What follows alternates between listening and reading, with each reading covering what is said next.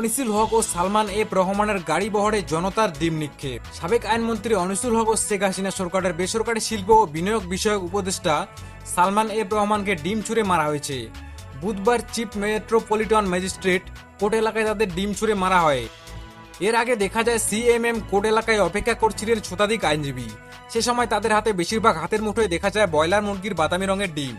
সে সময় তাদের সঙ্গে কথা বলে জানা গেছে, ঘৃণিত কাজের জন্য সাবেক আইনমন্ত্রী অনিসুল হক এবং সালমান এফ রহমানকে তারা ডিম নিক্ষেপ করবে।